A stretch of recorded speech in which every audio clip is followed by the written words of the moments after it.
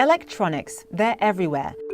But what happens when we're done using them? If you look at the global trends, as the world, we've actually generated about 62 million tons of e-waste in 2022, which is an 82% increase from 2010. And then that's projected to increase by a further 33% by 2030. It's the fastest growing waste stream in the world. There, especially in the African context, there's not a lot of infrastructure that supports the collection mechanism to collect electronic waste and to get it to an appropriate recycler. According to the Global E-Waste Statistics Partnership, as of 2022, of the estimated 3.5 million metric tons of e-waste generated in Africa, less than 1% is collected. It piles up in landfills, and those waste pickers and informal recyclers that are out there that are very important to the ecosystem, they are recycling it also in an informal way. It's a hazardous way, it's a very damaging way to the environment. South Africa is just one of a handful of African countries that has regulations around the recycling of e-waste. What we seek out to do is to assist our members who are producers such as manufacturers, importers, brand owners achieve their compliance mandate. Since 2021, companies producing electronics must take responsibility for their products, with some of them ending up at a registered e-waste recycler like Desco Electronic Recyclers. Electronic waste comes in as a full product. The later products are mainly consist of plastics, but the higher value material is made out of metal. Your product is dismantled into different commodities or fractions. We focus specifically on plastic granulation, cable granulation, and circuit board grinding.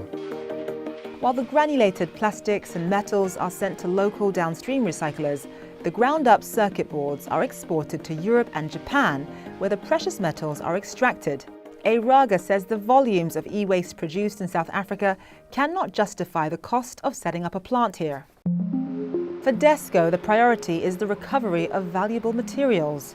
Reclite has a different focus. We process all electronic waste, but we specialize on treating hazardous electronic waste. We recycle PV modules, lithium-ion batteries, household batteries, heat exchange equipment, refrigerant gas, normal ICT, your household electronics, small, large domestic appliances, fridges, you name it.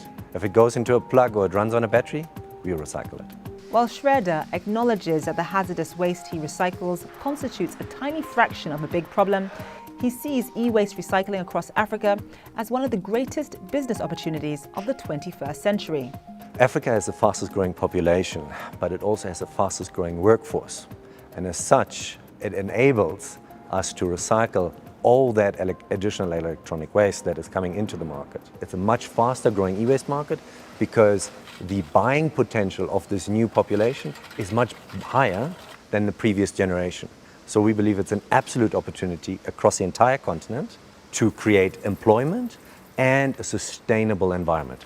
But he emphasizes the correct training is paramount. The people in the townships are the most efficient and most effective recyclers and recoverers of metals because there's much more diligence being put into recovering pure copper, pure aluminium, pure steel, and therefore those recovery rates are very good. However, most people that are informally recycling are not aware of the hazards involved in recycling this. A big goal for the company involves training small informal recyclers like Lucas Samata.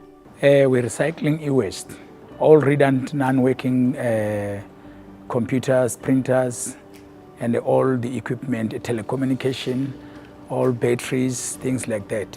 Samata started out recycling cans from his backyard, but soon saw the big opportunity lay in e-waste. Moving to bigger premises, the business grew faster than he ever imagined. Recycling has changed my life because I'm feeding a lot of people around me, and even these people who are disabled or the poor schools, the poor families, I usually maybe make a computer, give one to each poor families so that they can grow knowing the computer.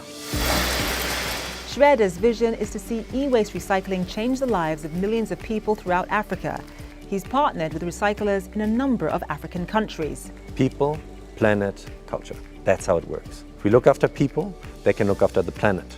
If people look after the planet and they have the right attitude, they develop the right culture. For e-waste recyclers across South Africa, there's no escaping e-waste, but they firmly believe where there's trash, there's also treasure. It definitely is a crisis, and I mean, we've just reflected on the recycling rates for Africa. However, if we can flip that script around and actually exploit these volumes and promote recycling, then it actually turns into an opportunity.